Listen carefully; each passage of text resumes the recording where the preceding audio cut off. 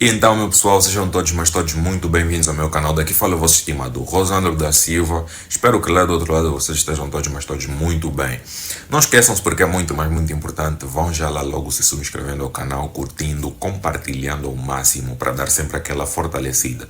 Ora bem, essa é a nossa segunda aula do nosso mini curso sobre redes de computadores com substância ao Cisco Packet Tracer. Então, vamos, antes de iniciar para a parte prática, né, vou só trazer aqui alguns conceitos bastante interessantes e que nos irão guiar doravante. Ora bem, o primeiro é o do IP. IP nada mais é do que um protocolo, né, da camada de rede do modelo OSI, que na sigla em inglês quer dizer Internet Protocol. Nada mais é do que um protocolo de internet, conforme o nome já sugere. O que é basicamente o IP? É um número que identifica cada dispositivo de rede envolvido numa determinada topologia de rede. E este mesmo número é responsável por permitir basicamente que um determinado dispositivo na rede se comunique com os outros. Sem ele, acreditem, não, isso não é possível. A não ser que utilize um outro protocolo da mesma camada de rede. Tem, por exemplo, o ARP, o que tem mais outros, não recordo no momento, mas existem outros tipos de protocolos. Mas, se não utilizar nenhum e fazer recurso ao IP, caso o IP esteja com problema algo do gênero, então o dispositivo não terá como comunicar-se na rede, né? Então, o IP, conforme eu ia dizendo, é basicamente um número de identificação de máquina que cada host tem numa determinada rede e vai permitir comunicar-se nessa mesma rede. Vou fazer uma analogia e para já, ele é único. Ele é um número composto por basicamente 32 bits. Isso prefaz 4 octetos, conforme diz, né, na linguagem mais técnica, 4 octetos, que basicamente são combinações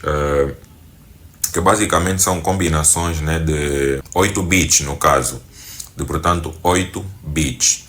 Então, vamos lá ver, conforme eu ia dizendo, fazendo uma analogia, o que é basicamente o IP? Nós somos cidadãos englobados numa sociedade e, portanto, como tal, né, possuímos coisas que nos identifiquem, assim, não só falando de personalidade e tal, refiro-me também a documentos e por aí afora. E estes mesmos documentos são únicos, tipo, não existem mais cidadãos com, tipo, o mesmo documento, com as mesmas credenciais de documento que o nosso, né. Bom, vou dar um exemplo bem mais específico, por exemplo, pro caso, né, pro contexto angolano, no caso, o bilhete de identidade. Acredito que para os outros países, se calhar, ou quiçá seja cartão de cidadão, algo do gênero. Mas pronto, peguem só o point do talking. Então, por contexto angolano, conforme eu ia dizendo, o bilhete de identidade. Esse mesmo bilhete de identidade possui um número lá no rodapé da primeira parte do documento, e este número é único, não existem tipo dois cidadãos com o mesmo número de BI. Isso é impossível, não existe. E é basicamente o número que os identifica. Esse número é utilizado para diversas finalidades e, portanto, dizem respeito a um único cidadão. Então, fazendo uma analogia, o IP nada mais é do que isso. Número que basicamente identifica um determinado host na rede e o permite comunicar-se dentro da rede. Então, para além do IP, a gente tem outros protocolos. E o que são basicamente protocolos, assim já desmistificando todo o assunto. Protocolos nada mais são do que regras, conforme o próprio nome sugere. Nada mais são do que regras, não é, que balizam a comunicação dentro de uma infraestrutura ou então dentro de uma topologia de rede. Porque imaginem comunicações sem protocolos ou sem regras. Acredito que tudo seria meio que anárquico, arbitrário, e acredito que não teria assim maior eficiência técnica.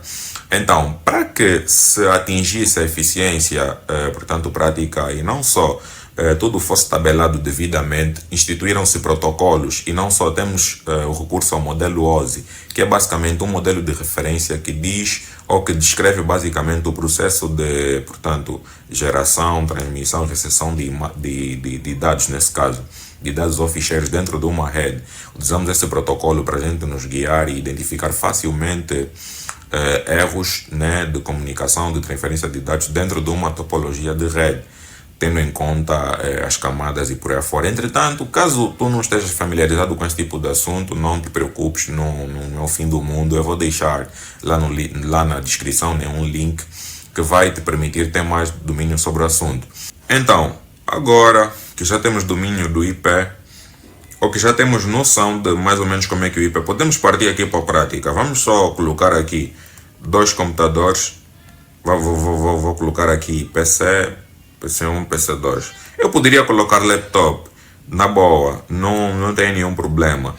Mas eu prefiro mesmo o computador aí, o desktop, né, conforme lá aparece. E vou colocar também aqui já, vou em Network Device, vou para Network Devices, vou para Switches. Vou colocar aqui esse switch da série 2960, vou só fazer aqui o zoom para que esteja mesmo realmente visível. Vou colocar aqui este switch, vou só trazer aqui isto para poder rolar a aba. Ok, boa. Então, vou só trazer aqui este switch, né? Este switch e este computador. Então, desvendando já aqui, desmistificando o tipo ambiente do Cisco Packet Tracer, para eu poder estar apto aos recursos do computador, eu vou simplesmente lá, né, no ícone do computador e dou duplo clique, nada mais do que isso. Ele vai apresentar os recursos que eu tenho para utilizar no processo de simulação deste mesmo computador. Então, tem aqui todos os recursos. Por exemplo, eu posso fazer aqui um zoom, né? Isso é o gabinete do computador mesmo, é o gabinete.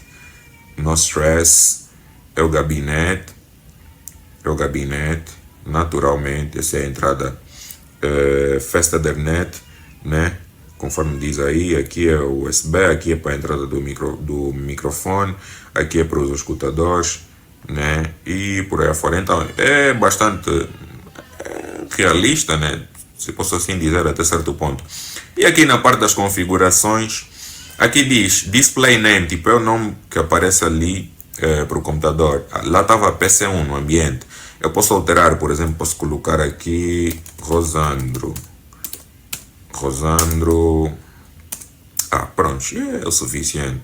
Posso colocar assim, mais ou menos assim. Eu vou fechar aqui, venho para o ambiente, nem encontro, está aqui Rosandro. Então, alterei basicamente o nome de designação do meu ícone. Então, eu tenho basicamente isso aí. Agora, aqui eu tenho as interfaces. As interfaces para esse tipo de computador, ou para o desktop que eu selecionei, né? Eu tenho simplesmente a interface Fast Ethernet, que eu utilizo para conectar a outros dispositivos intermediários de rede, como switch e roteadores e por aí afora. Então é basicamente essa visão. Agora, aqui eu estou em configurações, né? Settings, interface, é basicamente isso mesmo. Tem também um módulo aqui para Bluetooth. Tem um módulo para Bluetooth, mas não é o nosso ponto de interesse. O nosso ponto de interesse é justamente aqui, desktop, onde está desktop. Programming, isso já é questão de vocês explorarem o software, né? Mas o nosso ponto de interesse é mesmo aqui em desktop. Em desktop a gente tem uma vasta gama de ícones, mas o que nos interessa aqui é o IP Configuration e o Command Prompt. Então, aqui em IP Configuration é o local onde a gente configura o IP, mas reparem, caso retrocedermos aqui, né? Aqui em Desktop e depois, vou só repetir o processo, Desktop, depois IP Configuration, a gente coloca basicamente o endereço IP, caso o nosso computador está a ser conectado numa rede e não tem um servidor DHCP, Dynamic Host Control Protocol. Então, estaticamente eu vou definindo o IP, a máscara, Default Gateway, o DNS Servers e por aí afora da minha máquina. Aqui é o campo para preencher, né, para o caso de eu utilizar a versão do IP, a versão 6, para o caso, né, no caso concreto IPv6. Então é aqui que eu coloco, mas aqui é para o IPv4 que nós vamos utilizar numa fase inicial. Então, fixem bastante essa aba, né, porque a gente vai utilizar. E aqui é o comando de pronto. Eu posso digitar basicamente ipconfig, por exemplo, e ele vai dar os dados, né, da minha placa de rede. Vai dar os dados referentes ao endereço IP e por aí afora. Então ele deu aqui a placa de rede, naturalmente. O endereço IP está aqui, não tem nenhum endereço, conforme vocês conseguiram ver lá nas configurações, estava vazio a aba do campus do IP. Não tem nenhum IP, default gateway também não tem nada, está totalmente vazio, porque não configuramos ainda nada. Então, podemos fechar. Esse é um comando bastante interessante, bastante útil também. Então fixem, muito bom que vocês fixem para depois nas próximas aulas não se sentirem muito perdidos, né, no caso. Então vou fechar. Para além disto, a gente vai também dar duplo clique no switch para a gente ver o que é que tem basicamente aqui. Então aqui a gente pode fazer o zoom, né, do switch. Aqui vou só tirar isto vou trazer mais para aqui. Podemos fazer o zoom, trazer aqui essa janela. Já fizemos o zoom, né? Pronto. Esta aqui é basicamente a visão, né, do nosso switch. Aqui temos um conjunto de portas Fast Ethernet, que são basicamente as interfaces que nós vamos utilizar para poder conectar com o computador. Com o computador que a gente vai utilizar para a nossa topologia de rede. Então, aqui a porta console do nosso switch, né? Vamos lá ver. Aqui é Gigabit Ethernet. Então, aqui temos a aba das configurações. Display name novamente. Aqui é basicamente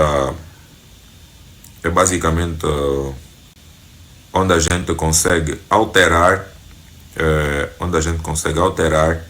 o nome que aparece aqui no nosso ambiente, para o switch, por exemplo, Rosandro Switch, vou colocar assim. Vou dar Enter e quando eu minimizar, ele altera logo. Então, vou só trazer de novo a janela, né? Então, vou só trazer de novo a janela. E é basicamente isto. Agora, aqui o hostname. Hostname é basicamente o que é esse campus aqui. É basicamente a partir deste campo que tu alteras o nome, né, do teu switch quando tu fores fazer, por exemplo, uma configuração para ele, algo do gênero. Aqui o processo é alterar o nome, né, cá na simulação, tipo no processo de simulação, alterar o nome só no display do ambiente, né, de trabalho aqui do Cisco Packet Tracer. Agora, por uma questão técnica, caso queiras alterar o nome do teu switch, o hostname, né, é só vires até aqui. Isso falando na simulação, mas fazendo uma analogia, né, com a parte prática. Então, isso falando aqui da simulação, mas trazendo uma analogia para a parte prática, né, que é basicamente a configuração real-time. Então, posso fazer isso também. Switch Rosandro. Posso fazer isso e depois dar um Enter. Reparem que aqui altera, vem Switch Rosandro. Outra hora estava simplesmente o que é Switch aqui na CLI, que já vamos ver daqui a bem pouco tempo. Estava basicamente Switch, mas agora passa a ser o Switch Rosandro. Então é basicamente para isto que serve, né? Então vou dar um save, tipo, só para realmente confirmar que ele vai portanto, definir este nome para o meu host. Então, aqui basicamente, o que é isto? Aqui nada mais é do que a interface. Aqui nada mais é. Então, aqui o que é isto? Aqui é basicamente a interface por linha de comando. O que é basicamente? É o recurso que nós temos para fazer as configurações do switch. Mas será que só existe esse recurso? Só é feito tipo por linhas de comando ou a configuração? Só são feitas as configurações do switch por linhas de comando? Como é que funciona? Rosandro, tem essa dúvida? Calma aí, relaxa. Não temos simplesmente esse recurso. Acontece que por caso da Cisco Packet Tracer a gente utiliza linhas de comando para poder fazer a configuração do switch. Entretanto, existem interfaces realmente gráficas, que nos permitem também fazer configurações desses switches. Não é o nosso caso, então nós vamos trabalhar com linhas de comando. Linhas de comando nada mais são do que tipo quase código, né? Linhas de código, se posso assim dizer, né? Só para simplificar aqui o assunto. Nada mais é do que isso. Então, a primeira coisa que nós devemos saber cá é basicamente o quê? Que para o switch nós temos três níveis. Três níveis. E quais são esses três níveis, basicamente? Temos o nível de usuário, temos o nível privilegiado e temos também o nível de configuração global. E por que esses níveis? O que acontece? Como é que é, basicamente? Esses níveis, basicamente, dizem respeito, aos recursos que tu vais ter acesso em função da localização que te encontrares. Se tu estiveres no primeiro nível, que é o nível do usuário, né? O que tu basicamente vais poder ver em termos de, por exemplo, código, algo do gênero? Tu só vais poder ver informações que são assim, relevantes, que não dizem respeito à segurança do próprio switch ou do próprio dispositivo de rede, porque isso é algo genérico. Já no nível privilegiado ou no modo privilegiado, tu consegues ter acesso a certas configurações, não tantas, algumas simplesmente de configuração. Tu poderás configurar, né, o teu switch, o teu router e por aí afora. Tu poderás dar instruções para ele com o intuito de ser configurado, colocar códigos aqui nessas linhas e, portanto, configurar. Então, vou fazer um exit. E por hoje ficamos basicamente por aqui. Mas no próximo vídeo, né, a gente vai ver mais detalhes e vamos dar sequência a basicamente isso. Muito obrigado por assistir até aqui. Esteja sempre conosco. E valeu. Joinha.